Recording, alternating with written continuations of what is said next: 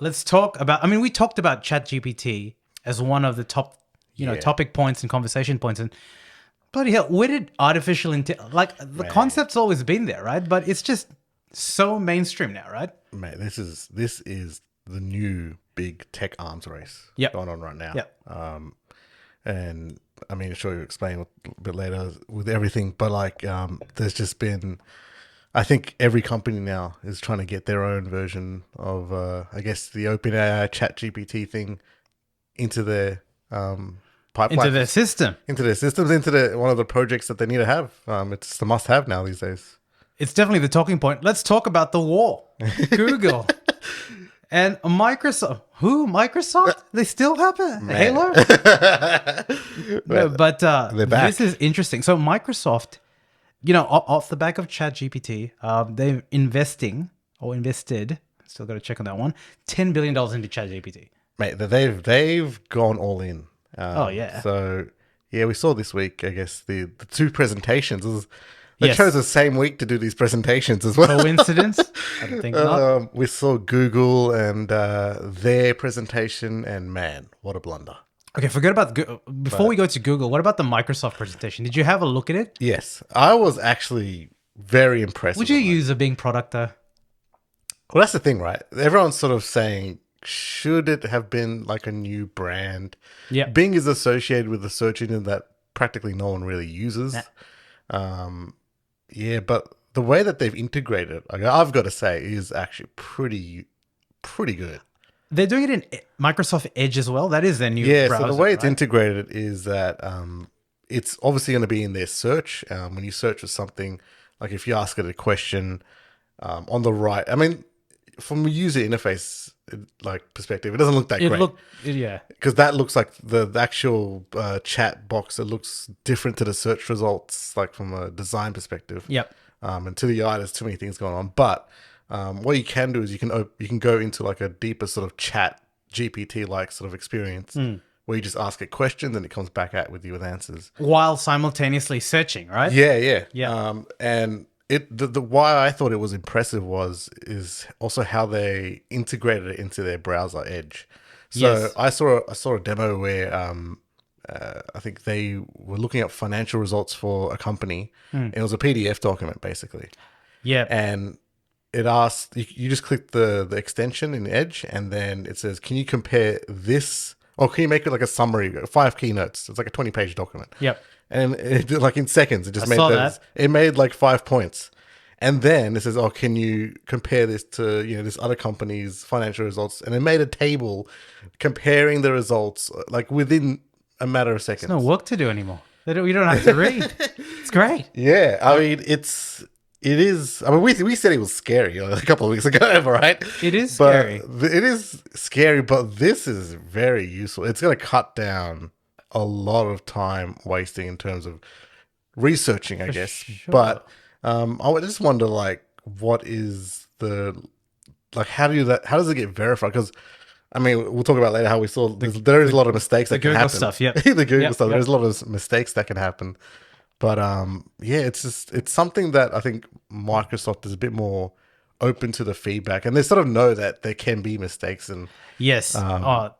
Yes. So there's so many talking points there. One is the leg up that Microsoft have is if they can integrate it within their Office suite, which is still used by so many people, it is a game changer. They are actually. And that is a product differentiation. Yeah. But yeah, as you were saying, Bing, it's so hard. It's so like when you go in a search, like remember back in the day we were talking about Google, the internet was Google because you'd set your homepage. Like Google has such massive brand equity that even the little blunder that we'll talk about that they've done, it's still very hard, right? That and Bing visually just feels childish. When you compare it to like the aesthetically clean lines, we're talking about design perspective here, but look, they'll win if the product is there. And in this version of the war, they've well, here's what the CEO Satya Nadella says. Shout out to the brown boy. Shout out to the brown boys in the tech space. We all there. He basically said that Microsoft has nothing to lose. They don't. in this When you're at the bottom, you can just go. Yeah, we're at the bottom. Well, yeah. They have nothing to lose against Google, right? Google has everything to lose. Yep. But Microsoft, they're just going to integrate it and try it out and see what. I mean, to them, it's an opportunity, really. Yep. But yeah, I mean, they've gone in with a good attitude, and I like how it integrates. But I'm just from a marketing perspective, and we both work in the marketing field. We just there's a lot of negativity that's attached to the Bing brand, and whether it was something they could have just relaunched Bing with something with a new name. Yep. But this has all just sort of happened very quickly, right? Oh, for sure. And they maybe didn't have time to rebrand something like Bing. So look, what they've done that's smart is pounced on ChatGPT. So you would think that a technology company such as Microsoft would have nowhere near the same infrastructure and tech talent that Google does. Yeah.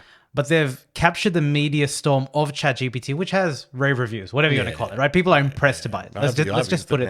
It's good. Yeah. It's pretty good for what it is. It's good, but it's also you have to go to like different websites to get it working, and like it's just the access is clunky. Yeah, so the view would be to use the infrastructure to integrate it within the Microsoft ecosystem. But I think we're at an important time in technology where something like AI is not new. So I just find it really interesting that over the last couple of months this has surfaced, coincidentally. Yeah. And we're utilizing concepts that are not new to reshuffle the deck and to allow the upstart, calling Microsoft as an upstart is ridiculous, but to allow these companies to have a foot in the door for these conversations because, competition breeds innovation. And for the longest of time, they're right. Like the Google search, how it's looked has stayed the same. It's really arbitrary. Yeah. Does it work? Of course it works, but there's no other options anyway. So can it be better? Of course it can be better. Yeah, I mean, Google actually, so Microsoft actually uses OpenAI. Yep. And that's what they've sort of funded and budgeted, $10 billion invested into that. Google's using their own technology called Lambda, which is a bit different from ChatGPT. It's similar in what it does. Yep. But it is their own sort of thing that they've developed themselves, right? Yep. But yeah, I mean, you just can't beat the technology that's in ChatGPT. I reckon OpenAI is, I think, it's an open source one, as we said before. Yep.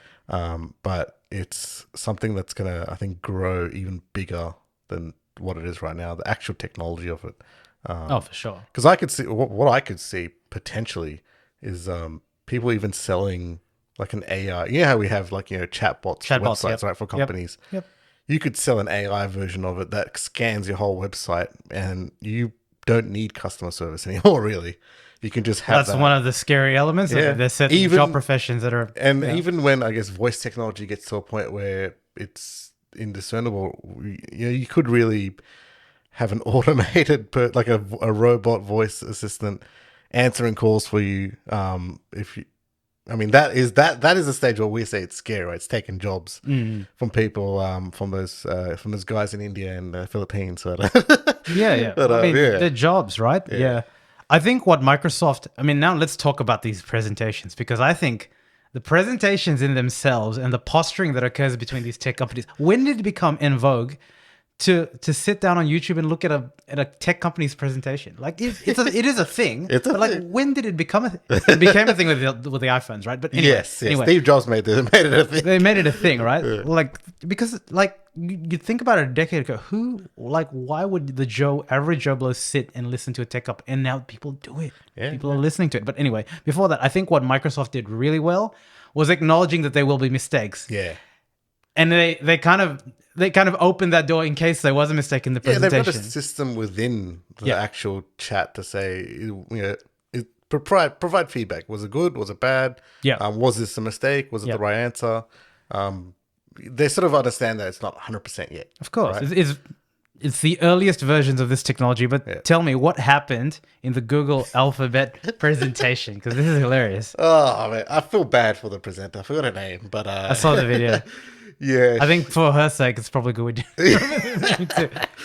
Yeah, they were trying to show. I think it was like she was. It was a shirt, right? It was a shirt, right? Yeah. She was trying to find a shirt in a specific color, And the opposite colors and came the up. opposite color came up, and then she was just like, "Where's the phone? Where's the phone?" Right? But what does the phone got to do with the color? No, she's where's the phone? Because she said it's a live demonstration, right? Ah, okay. And then she's like, "Where's the phone? Where's the phone?" And then they're like, it's a just move. pre-recording though. And then they're just like, "Move on, move on." Yeah. Oh, it's tough. But yeah, that was a bit of an awkward situation. Yeah. But I guess the reality of the situation was that Google lost $100 million on that. On Yes, their yes, stock yes. price. So this is the bad thing. So what happened before as well is they had a query that they put up, and one of the responses was incorrect. Yeah, effectively, right? about like I think Tell us. the James Webb Telescope Yes, and yeah. when it's gone outside, exoplanets and stuff like that. I mean, how does that get? Don't people fact check that? It's just like it was a presentation, right?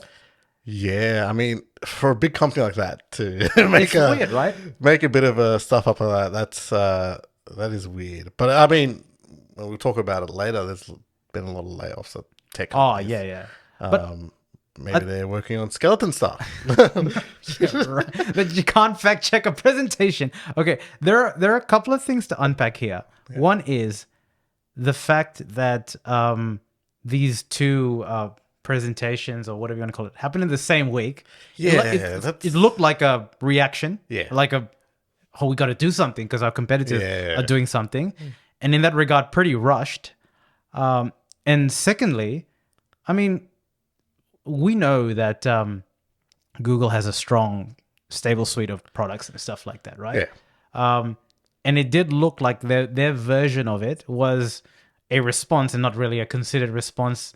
Exhibit A, the two sort of blunders that kind of occurred, right? So Google's a bit weird, isn't it? Like, because like they showed like 3 or 4 years ago that the voice assistant chatting to, like, you know, basically taking your calls and acting like it was a real voice, like whoever was talking to it thought it was a real voice. Yeah. And doing your appointments for you, and that was like 3 or 4 years ago. And there's two different philosophies of how they handle this. Microsoft want to integrate it into everything. Yeah.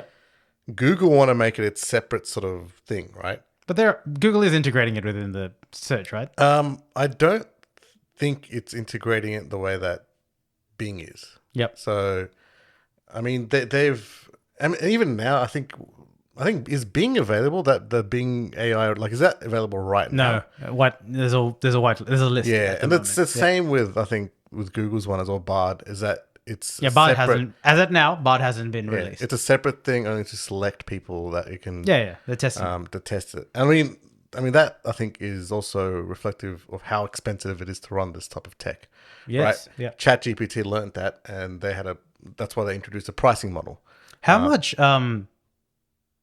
internet bandwidth? Like, does it? I think it takes a lot. Yeah. I think it takes a lot. That's why it's expensive to run. So if I'm in a third world country, will I be able to access it? Like, you should be able to access it, but like it's just. You mean the actual tech of it behind it? Of course, behind the scenes is expensive to run. Yeah. But I mean, those two philosophies. One of Google's to just sort of have its own separate sort of thing, and people are like, well, this is not really that impressive. It's just basically ChatGPT. Yep. And then it was Microsoft that wants to include it in everything, in their browsers, in their software, in their searches. So, I mean, some people say that. I mean, like we said, like, you know, integrate into Bing maybe is not the best idea because of the brand, sort of the strength of the brand isn't that great. But I mean, we'll just have to see what sort of wins. I have a feeling it'll be something completely different. I don't think it'll be any of these things that will be the thing that the final the mass adoption sort of thing, right? Yep. It could even be that it just your voice assistants, it makes them even more sort of conversational. Yep. Right? Like, I don't know if you've seen that movie Her by Joaquin Phoenix. No, the dating one, right? Yeah. I mean, it could end up being something like that, right? Yeah. Where it's just sort of talking to you like a person, and then it's sort of coming up with all its information within microseconds. So, I mean, what is the technology that's going to sort of be mass adoption? No one knows, but I think this is the year of AI. I think we're going to find out. Well, this is the mainstream year of it definitely popping up in searches, I'll tell you that. Yeah, yep. We're in an interesting time where technology is really intersected into the mainstream. You can see it with the obsession with social media, phones, gotta have this, gotta have that. Yeah. This is the next evolution of it, but one wonders what the next evolution, what the recourse or what the repercussions are on human society. And I think this all started with AI art, if you believe that, right? Yeah, I saw that AI art craze, which was a trend, right? It Yep. was a trend in social media. Yep. Everything from Mid-Journey to all that sort of stuff. It's just sort of, these last couple of months have just been all about AI and how we can use... I find that interesting though. Like, I just feel like we are aware of like, why now? Like, I feel like it's all of a sudden there. I mean, there's no doubt that this technology, who knows, like the military, people are being used, right? Like, you know what I mean? Like, this is not new stuff. Like, why is it now? Us peasants get to have it now. That's what yes. The military's had this for ages. You know what? You can have some really. I've gone out of my way to chat GPT, like to have some fun conversations, and I threw a bone. I put like ... Yeah. Called it bro. Told it to chill out, Tony Robbins. You need to stop motivating me. And like, you can have some intense conversations, but Google and Microsoft, keep your eyes on here because ding ding, round one. Take arms race, man. Take arms race. That's it.